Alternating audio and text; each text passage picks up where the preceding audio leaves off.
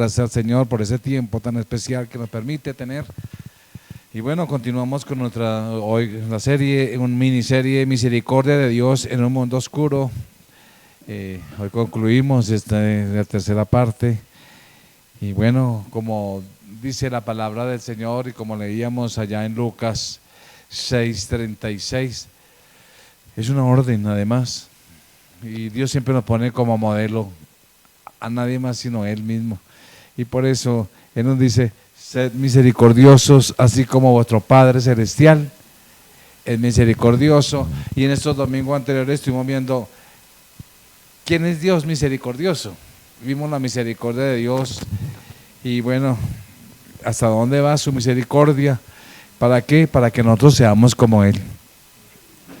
Y nada más extenso y más grandioso y más glorioso y profundo que ver la misericordia de Dios en su Hijo. Ver la misericordia de Dios en su Hijo. Aleluya. Entonces, es por eso que vamos a concluir con la misericordia de Dios en Cristo. Dios tenía un plan desde el principio, como dice Génesis 3:15. Génesis 3:15, entonces dice la palabra en Génesis 3:15 que juzgando a Satanás, ¿qué dice la palabra? Que la simiente, que tú le herirás en el calcañar, pero la simiente te herirá en la cabeza. Desde ahí el Señor diseñó el plan para destruir al que había arrebatado al hombre, que le había quitado todo la autoridad que le pertenecía al hombre. Recuerda que al ser humano tenía toda la autoridad para juzgar, para procrear, bueno, muchas cosas que el Señor dio, pero Satanás vino y por eso en la tentación le dijo a Satanás a Jesús: todo esto te daré porque me pertenece. Tremenda palabra, porque la había arrebatado a Adán. Entonces Jesús en su gran amor y Dios en su gran amor diseñó el plan desde el principio, como leímos allá en Génesis 3:15, para abordar completa y definitivamente la causa del dolor, porque vino dolor, vino muerte, vino desesperación con la caída y trajo muerte y separación eterna. Dios planeó sanar, restaurar y atacar directamente esa causa del dolor, la tristeza y el sufrimiento humanos. Pero entonces ya vimos la vez pasada la misericordia de Dios con el pueblo de Israel, que hasta Dios mandó a profetas, y cómo desde Egipto y por qué sacó a Egipto con un propósito, y aún así el pueblo se rebelaba y se rebelaba y se rebelaba. Vimos Éxodo 32 y 33 rápidamente hace la primera parte. Sin embargo, vemos que Dios a través de la historia tuvo misericordia, envió profetas, y aún estando después de la cautividad habían llegado al retorno y seguían desobedeciendo a Dios, y sin embargo Dios extendió su misericordia. Entonces hoy vamos a ver ese segundo aspecto, ya no a la misericordia del Antiguo Testamento, sino en el Nuevo Testamento. Envió a Jesucristo, su único Hijo, para poner fin a todo este cumplimiento, su justo juicio. Por eso vemos hoy la misericordia de Dios en Cristo, porque ¿quién de nosotros no merecía nuestros pecados? Merecía el castigo por nuestros pecados. Entonces vemos desde el incidente del becerro allá en el capítulo de Éxodo 32 hasta las repetidas rebeliones registradas en Números, en Esdras, en Nehemías, y aún el mismo David, aún el mismo Saúl, y bueno, todos esos hombres y mujeres, y después fueron peor los reyes y desobedecieron a Dios. Sin embargo, ¿qué detuvo la mano de Dios? Usted puede decir, ¿qué detuvo la mano de Dios?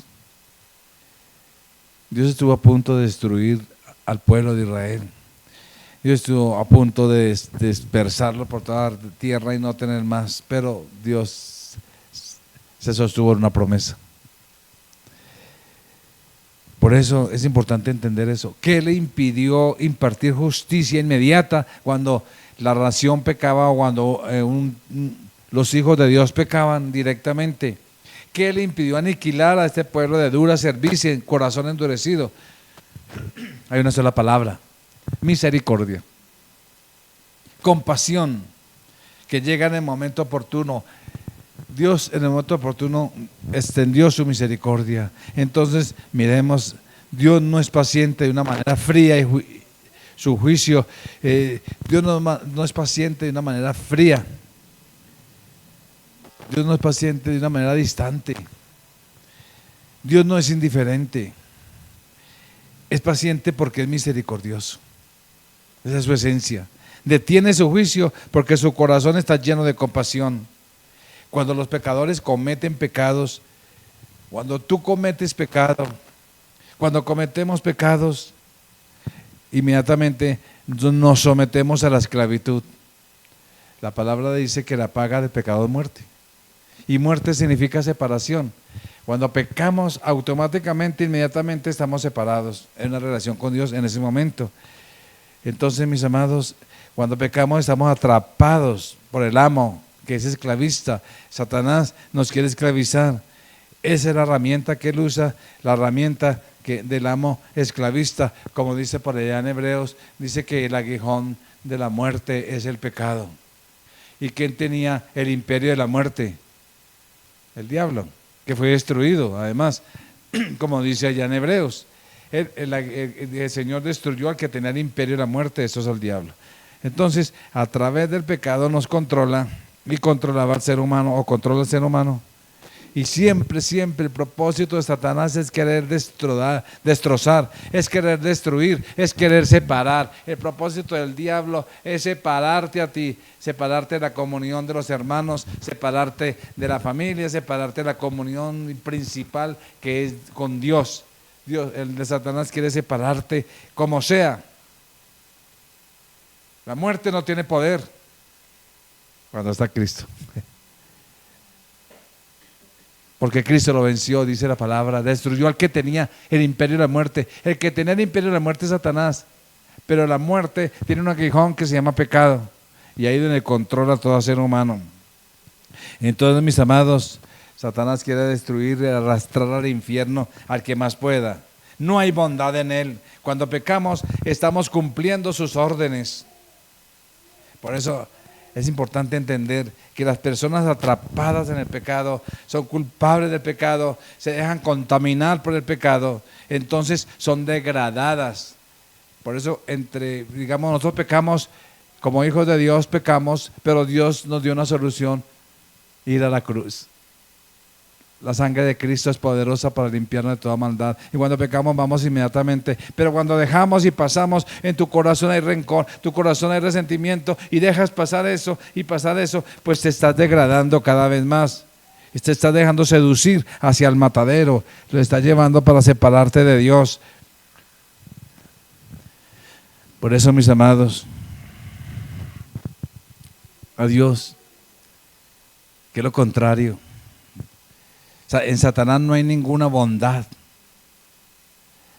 Entonces Dios, al ver al pecador, Él no se complace a ver a los pecadores victimizados. Él no se complace al ver aún a sus hijos esclavizados y al ser humano destruido bajo el poder del pecado. Su corazón, digámoslo así, estalla de compasión por la humanidad, estalla de compasión por el ser humano. Pero, ¿qué pasa con el ser humano? Como está tan esclavizado, no entiende, no quiere entender que hay que volverse a Dios. Hay un escritor y teólogo, además, es inglés, es muy conocido, fue conocido en el siglo pasado, Stephen Charnock. Él describió esto: su bondad, dice él, y misericordia, digo yo, pero dice su bondad y misericordia, que es sinónimo, porque él dice, su bondad se manifiesta al transformar a los hombres. Cuando se complacían con su propia miseria y eran incapaces de liberarse. Cuando preferían el infierno a Él y estaban enamorados de su propia vileza, de su propio pecado. cuando su llamado era nuestro tormento y su descuido hacia nosotros había sido considerado nuestra felicidad. El llamado de Dios para muchos es un tormento tremendo. No fue una gran bondad mantener la luz cerca de nuestros ojos mientras intentábamos apagarla. El evangelio está en las narices y a veces la gente le evade. Ahí está la luz, pero la gente quiere apagarla.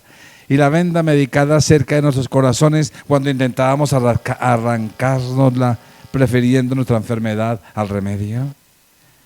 Nos habríamos escaldado hasta la muerte con el sodomita si Dios no hubiera puesto su mano sobre nosotros y nos hubiera salvado de la ruina que se avecinaba y de la que nos resistíamos a ser liberados.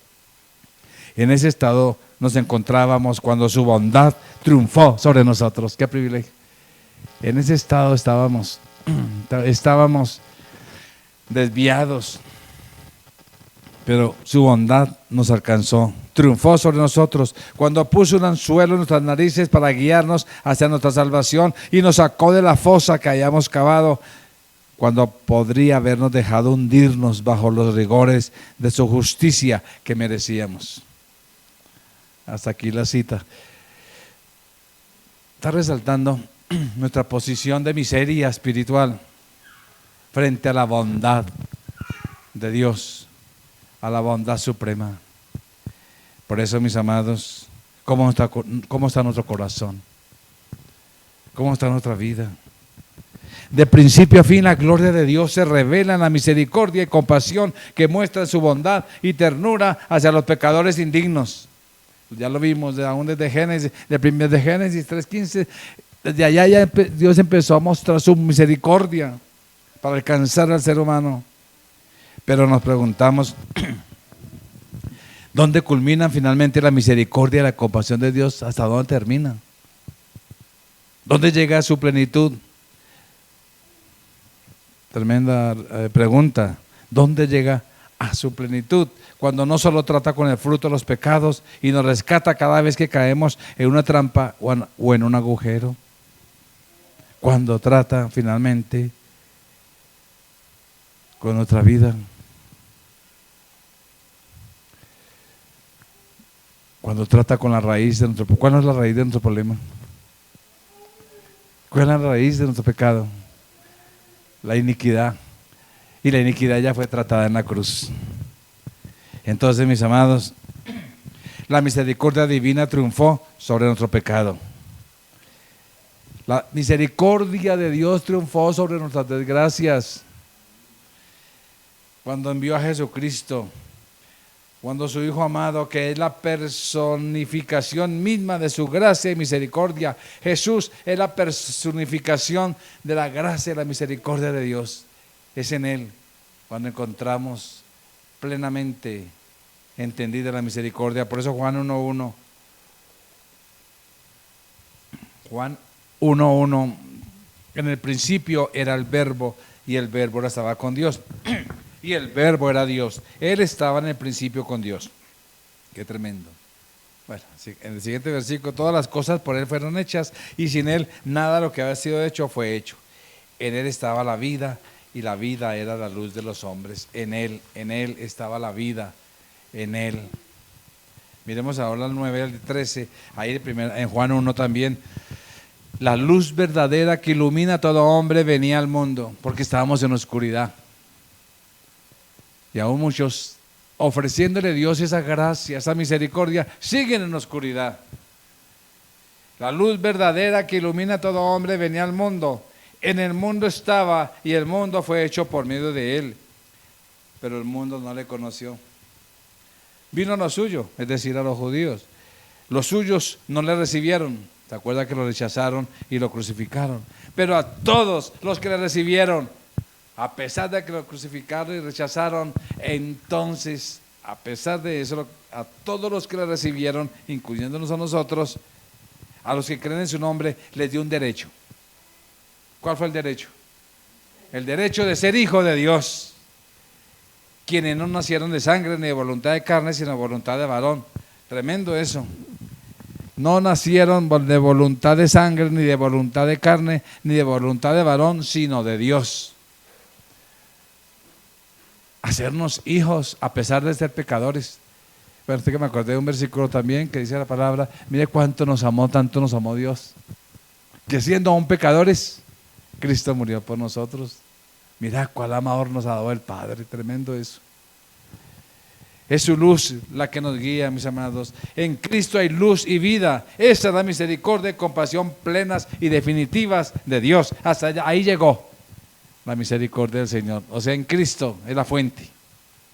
Es su luz la que nos guía, es su luz la que nos saca de la oscuridad, es su vida la que nos hace nacer de nuevo a una vida completamente nueva. Es su misericordia, envió a Cristo para completar lo que previamente ya le había revelado a Moisés.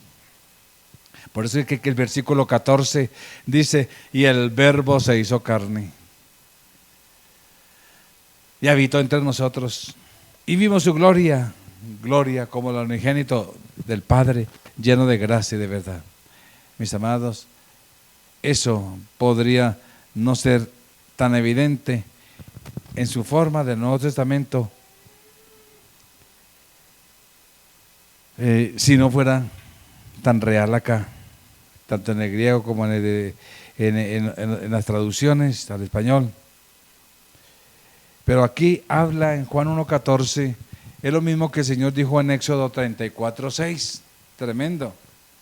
Allá en Éxodo 34:6 dice, es abundante amor y constante y fidelidad. Es tremendo esa palabra de Éxodo 34:6.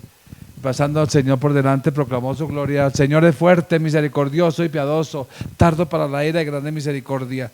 Cuando él vio la gloria del Señor, ¿cuál fue la expresión de Moisés? El Señor es fuerte y misericordioso.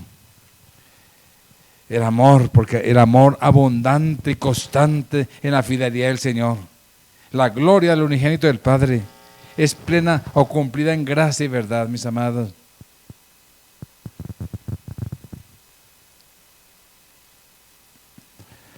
Por eso que habla aquí, que Él se reveló a sí mismo a Moisés, ahora se está revelando a través de Cristo a nosotros. Y Moisés lo que tuvo que expresar fue, ¿qué fue? Su misericordia, su fidelidad, que Él es grande para la ira, tardo para la ira y grande misericordia, ¿verdad?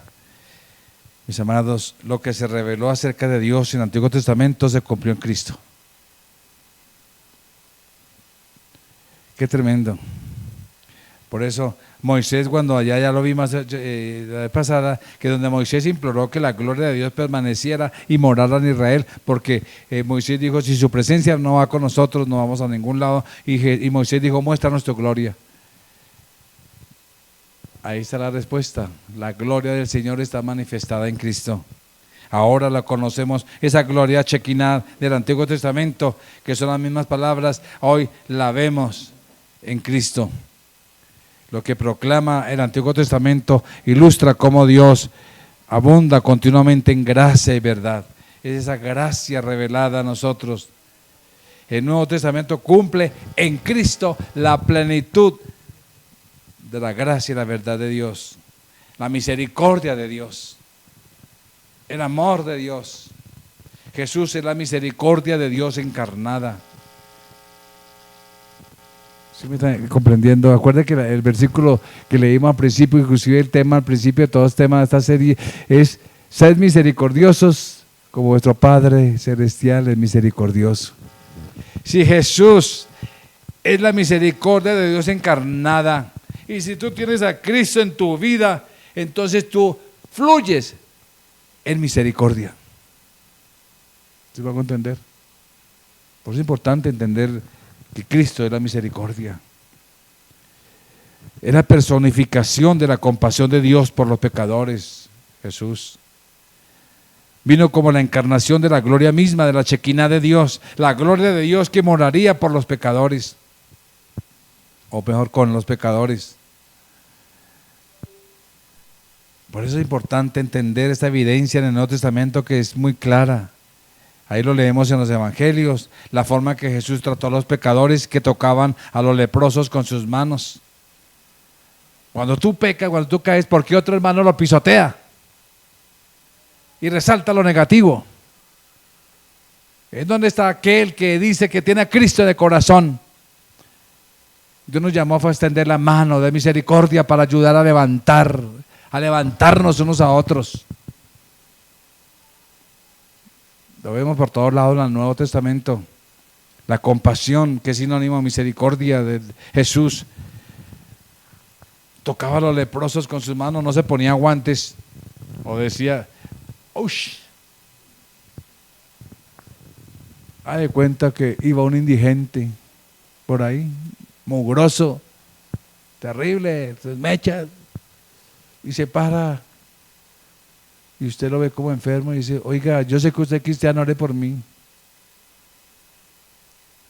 Y usted lo abraza y le dice, voy a orar por usted. Glup. Apenas uno como que... Mire lo que dice la palabra del Señor. Aleluya. Porque este Jesús por misericordia resucitó muertos y resucitó niños para devolver a sus padres. Mostró la ternura ante la difícil situación de la debilidad y el pecado. Él conoce nuestra condición, sabe que somos polvo, lo dice la palabra. Mis amados, ¿se acuerda aquella mujer que todo el mundo le iba a apedrear?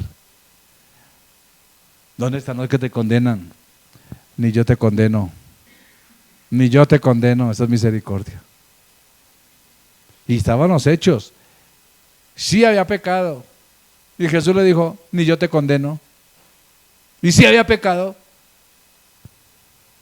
Miremos Marcos 14 para mirar algunos ejemplos rápidos de lo que es la compasión del Señor. Dice Marcos 14, Mateo, discúlpeme, Mateo 14 dice, saliendo Jesús vio una gran multitud y tuvo ¿qué?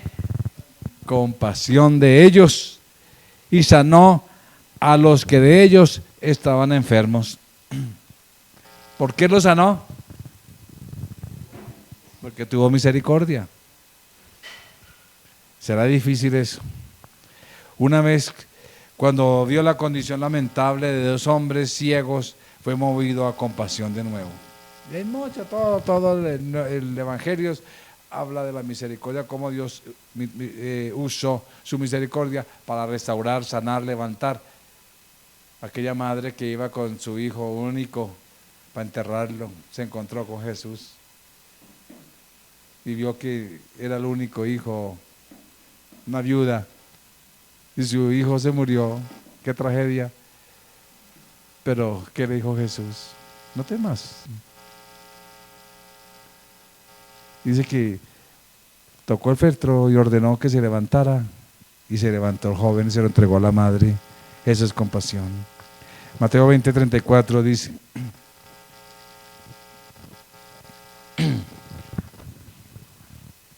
entonces Jesús, compasivo, les tocó los ojos y enseguida recibieron la vista y le siguieron. Qué tremendo. Lo mismo en el caso del leproso allá en Marcos 1:40 y 41. El mismo verbo tuvo compasión. Aleluya. El mismo sentimiento, sus entrañas cuando vio a este pobre, miserable, leproso. Leproso era lo más asqueroso que había y por eso era separado, porque además que la enfermedad era muy contaminante, muy contagiosa. Sin embargo, Jesús se acercó y le dice, leproso le suplicó, si quieres puedes limpiarme. ¿Y qué dice ahí? Otra vez el verbo movido a compasión. Vio su miseria, su impotencia, su rechazo. Ese es el Dios que tenemos. Dios mira nuestro rechazo, nuestras miserias. Y le dice que extendió su mano y dijo, quiero, sé limpio. Le puso la mano ahí donde estaba la lepra.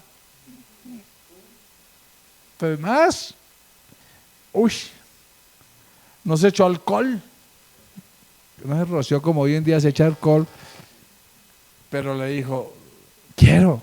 Ánimo, o sea, el solo toque ya le estaba diciendo tú eres importante, no eres rechazada, sé limpio. Jesús no solo se fijó en las enfermedades físicas, sino que miró más allá de todo lo físico. Vio la causa de todo sufrimiento humano, vio la raíz de todo, el pecado, la maldición del pecado que produce la muerte. Eso es lo que hace Jesús. Por eso es importante cuando con Jesús tenemos la victoria, porque Él conoce la raíz de nuestra amargura, la raíz de nuestro rechazo, la raíz de lo que nos pasa, y Él nos levanta para su gloria. Marcos 6:34 dice: al desembarcar vio una gran multitud y tuvo compasión de ellos, porque eran como ovejas sin pastor, y comenzó a enseñarles muchas cosas. A veces no solamente la necesidad física o sanidad física, porque la sanidad física habría solucionado esa enfermedad en esa situación, pero ellos también tuvo compasión de ellos, porque eran ovejas descarriadas, tenían necesidad espiritual, no era física en este caso. Necesitaban una verdad espiritual, verdad para sanar su pecado, sus almas enfermas, separadas por el pecado. Inclusive, en esa misma ocasión, nunca se olvidó de sus necesidades físicas, además de necesidades espirituales. Dice Mateo 15:32, porque después de enseñar a la multitud horas, Jesús les dijo a sus discípulos: tengo compasión de la multitud. Yo podía seguir horas aquí. El problema es que no sé si me puede multiplicar, después puedo multiplicar el pan y el pez. Pero, mis amados, dice Mateo 15:32, tengo compasión de la multitud, tengo misericordia de la multitud. Aquí dice, tengo compasión de la gente. Dice aquí en esta versión, tengo compasión de la multitud porque llevan 3 días sin comer conmigo. No quiero despedirlos con hambre, no sea que desmayen en el camino. ¡Qué compasión! ¿Verdad? ¡Qué misericordia! Miren, qué gozo debió haberle dado a nuestro Señor usar el poder de Dios para manifestar su misericordia y compasión por los pecadores débiles. El mayor acto de compasión que pudo mostrar el Señor, porque ya lo estaba demostrando en su existencia y donde iba y donde venía.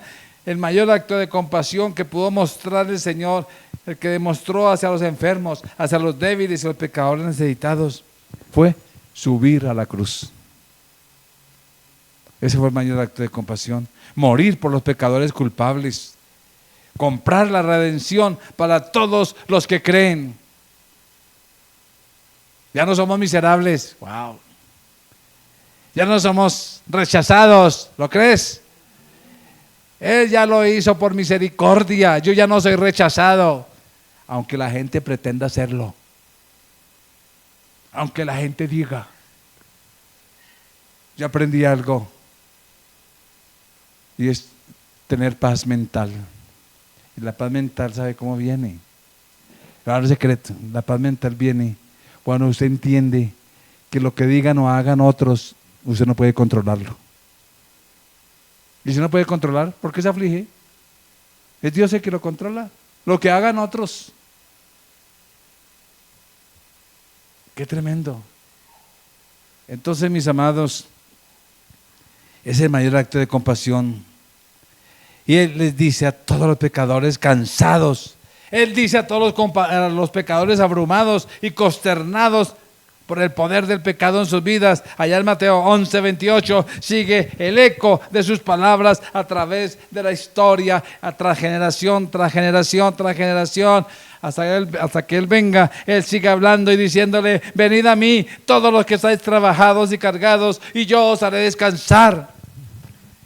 Eso no es para los nuevos, para predicar, para un evangelio, no, incluye, pero también para nosotros cada día que estamos afligidos. Venid a mí, los cansados y cargados,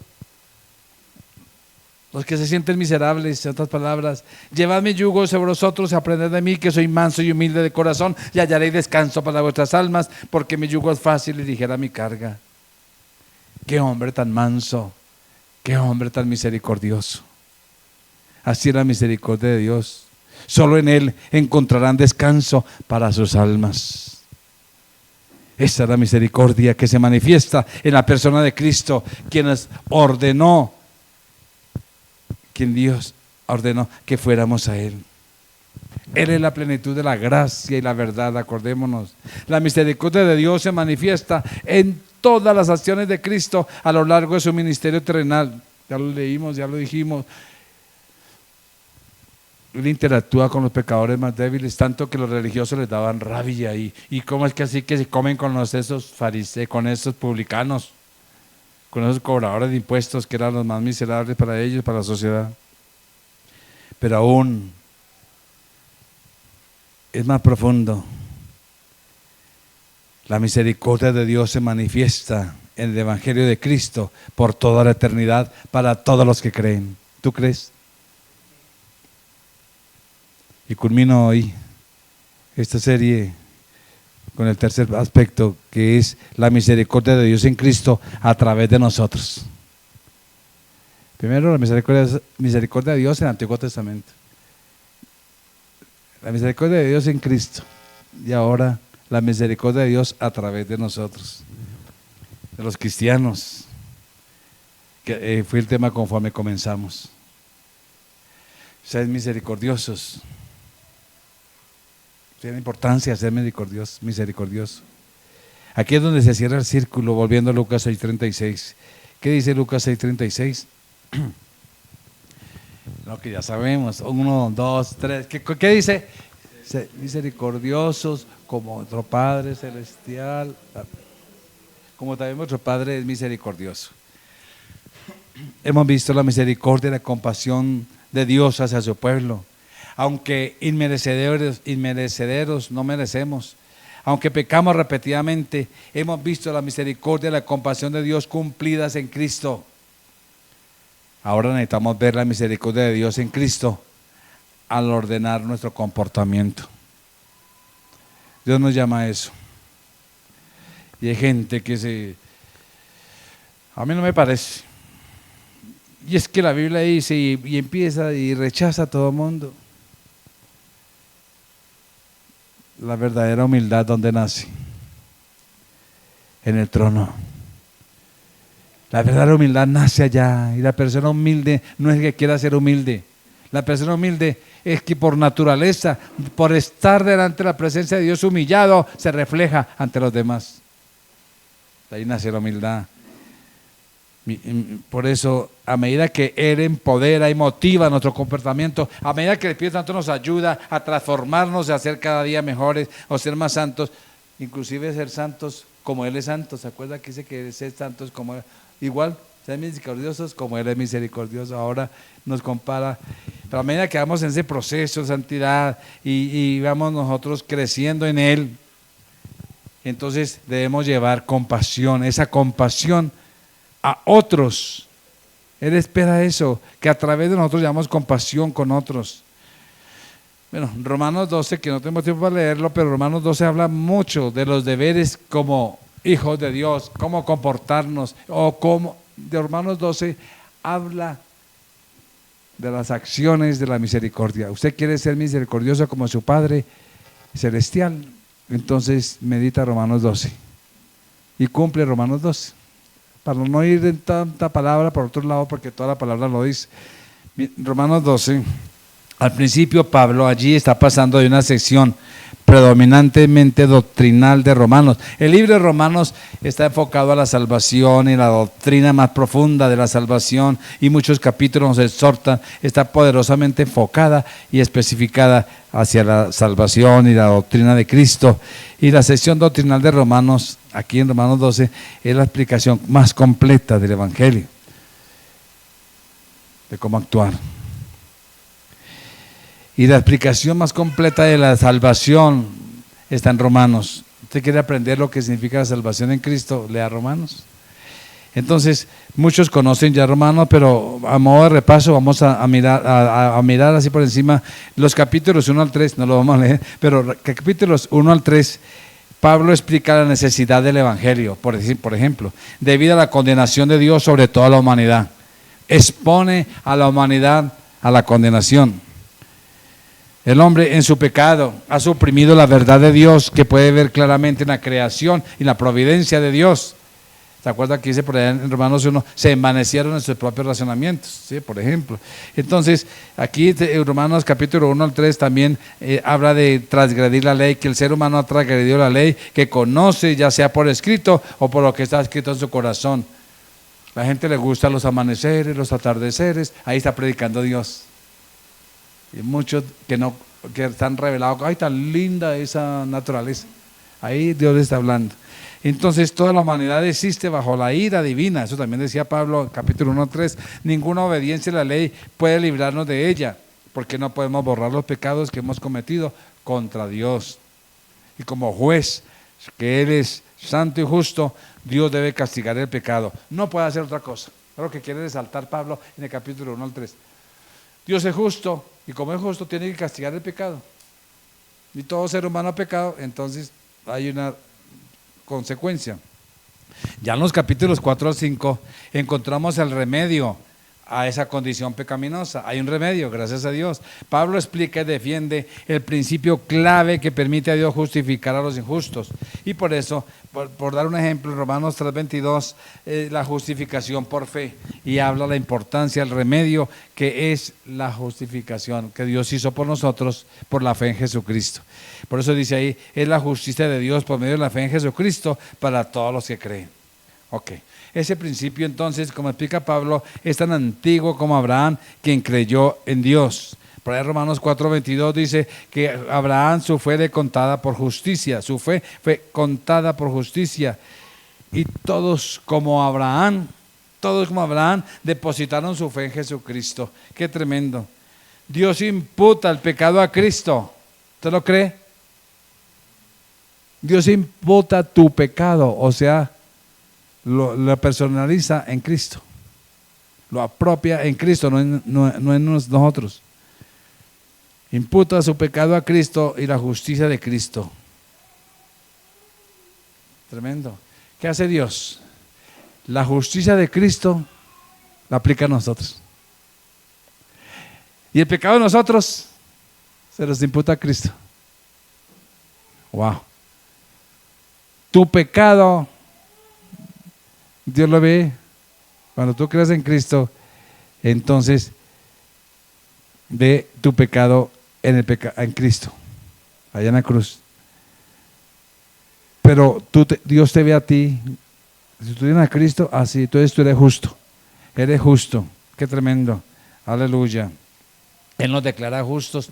Por eso nos declara justos. Qué tremendo. En los capítulos 6 al 8, Pablo explica la santificación, ya de capítulos 6 al 8. Habla del Espíritu Santo, habla de la consagración, etcétera. Y ahí habla mucho de la santificación. El capítulo 6, no reine pues el pecado en vosotros. El capítulo 7 habla de guardarnos para el Señor. Y el capítulo 8 ya habla del mover del Espíritu Santo y todo lo que habla la obra del Espíritu Santo. Entonces, así es como el creyente crece en santidad, manifestando la justicia de Dios. Esta es la obra de Cristo en el creyente. Mediante el Espíritu Santo viene a nosotros para revelar un nuevo carácter regenerado. Una persona misericordiosa muestra el carácter de Cristo. Esto es nada menos que el carácter de Dios Padre manifestado en la vida de cada uno de nosotros, quien cada uno de nosotros llevamos la imagen de Cristo. ¿Usted quiere saber cómo es Cristo? ¿Quiere ver la imagen de Cristo? Mira el que está a su lado. Esa es la imagen de Cristo. Eso, así, sonriente, ¿sí? Aunque Cristo también usaba tapabocas, hay personas con tapabocas. Miremos la imagen de Cristo, aunque tenga tapabocas. Aleluya. Entonces, esta es la obra de Cristo en nosotros, por medio del Espíritu Santo. Esto es nada menos que el carácter de Dios, mis amados. Y finalmente en el capítulo 9 al 11, Pablo explica cómo el rechazo de Israel no indica falta de fidelidad por parte de Dios. Dios no fue infiel con Israel, Él fue el que lo rechazó. Ahí habla del pueblo de Israel, del capítulo 9 al 11. Dios no ha rechazado a su pueblo, al contrario, por decreto soberano, el rechazo de Israel significa salvación para nosotros. Qué tremendo. El pueblo de Israel rechazó a Dios. Dios nos rechazó, fue permaneció fiel. Pero ese rechazo sirvió para que nosotros alcanzáramos la salvación. Y devolverá su favor y misericordia a su pueblo, los judíos, otra vez. Por eso, con todo eso en mente, leamos Hebreos 12:1. De Hebreos 12:1. Mire la conclusión de la santidad, la conclusión del vivir en el Espíritu, la importancia de Cristo, de salvación, la importancia de tener a Cristo, todo esto llega Romanos 12:1. ¿Dije Hebreos? Romanos 12:1. Dice la palabra aquí, porque estamos hablando de Romanos, en el contexto del capítulo 9 al 11, y ahora Romanos 12, llega a Romanos 12, y ahí en Romanos 12 dice 1, no vamos a seguir porque es largo ese capítulo, pero dice, así que hermanos os ruego. Mire que está uniendo toda esa enseñanza doctrinal profunda, es que es muy profunda. Mire, para esa enseñanza se han sacado tomos completos para entender esa doctrina de Pablo. Pero ya Romanos 12:1 dice, así que hermanos, o sea, lo que les he dicho, os ruego, ¿qué? ¿Por qué dice eso? Dice, ¿por qué ruega? Os ruego, ¿por qué?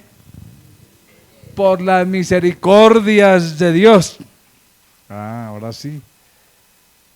Por esas misericordias que Dios tuvo para con su pueblo Israel y con nosotros, os ruego que presentéis vuestros cuerpos como sacrificio vivo, santo, agradable a Dios, que es vuestro culto espiritual o racional. La palabra misericordia es la misma que aparece aquí en Lucas 6:36.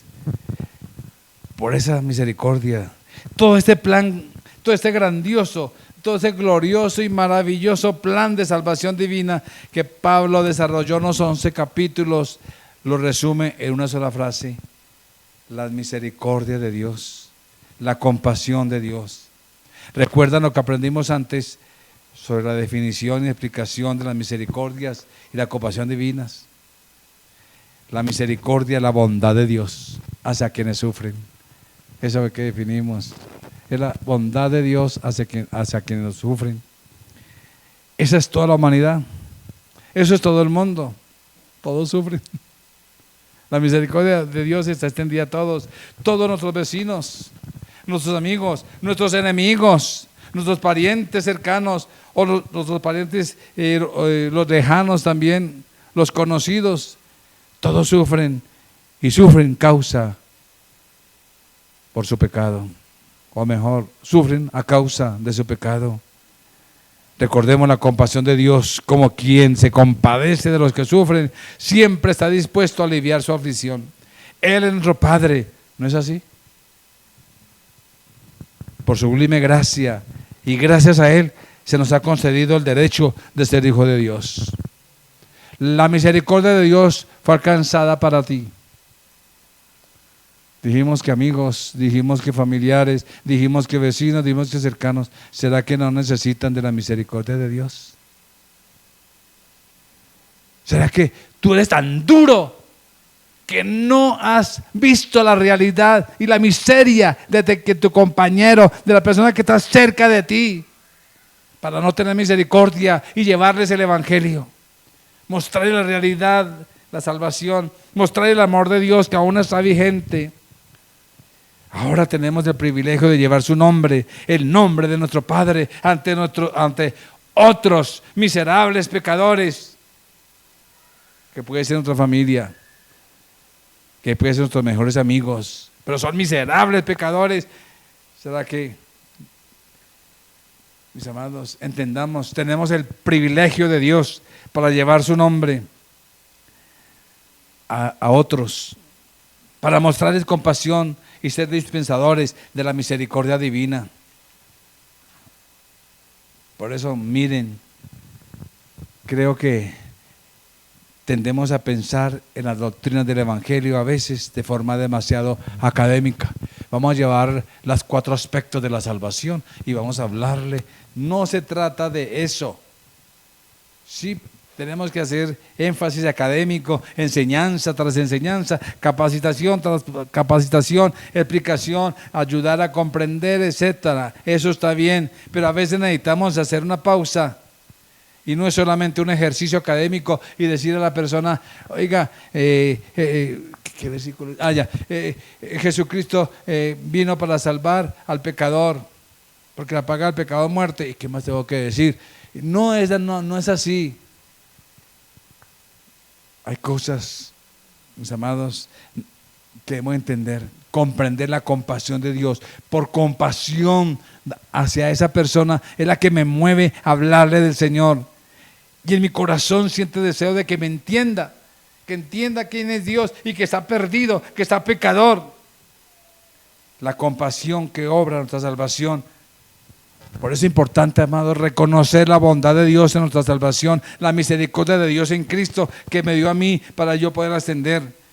Eso es lo que nos ayuda a extender esa compasión divina, mis amados, a otros que también no merecen nada, pero así como nosotros tampoco merecíamos nada, pero necesitan tanto como tú y yo.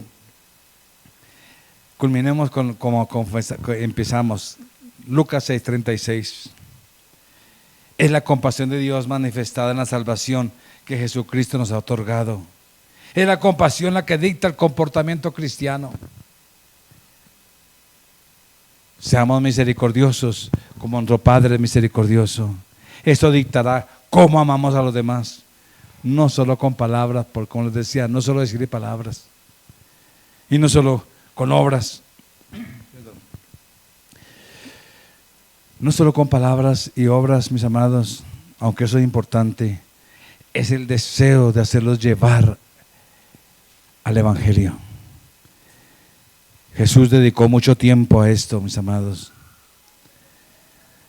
Cuando tú tienes compasión por los demás y ves que los ves perdidos, esto dictará cómo amamos a los demás. Y el versículo 37 de Lucas dice: no juzguéis si no se ha juzgado, no seáis condenados si no seáis condenados, perdonad y serás perdonados. Habla todo eso de misericordia, habla todo eso de compasión. Después de que dice, sed misericordiosos como nuestro Padre es misericordioso, no juzguéis, no seréis juzgados. Miren, mis amados, a la luz de las múltiples y eternas misericordias de Dios, ¿cómo podríamos pensar de otra manera? ¿Cómo podríamos juzgar, señalar? ¿Cómo podríamos no perdonar?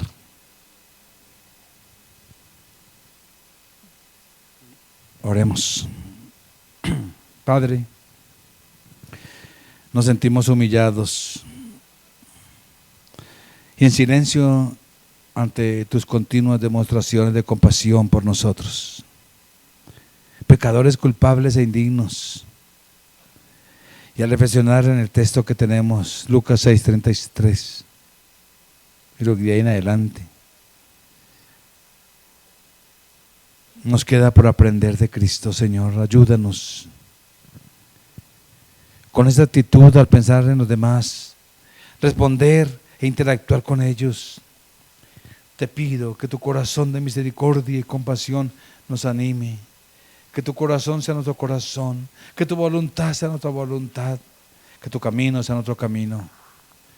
Ayúdanos a ser misericordiosos, como tú lo eres, Señor, en Cristo Jesús. Amén.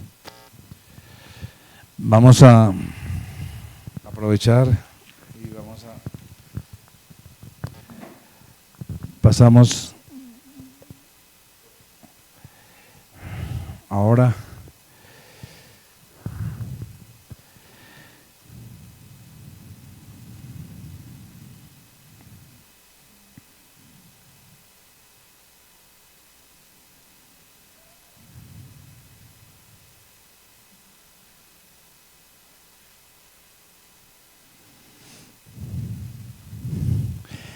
damos gracias a Dios por este tiempo que nos ha dado. Muchas bendiciones. El Señor continúe llenando de su gracia y de misericordia. Victoriosa semana.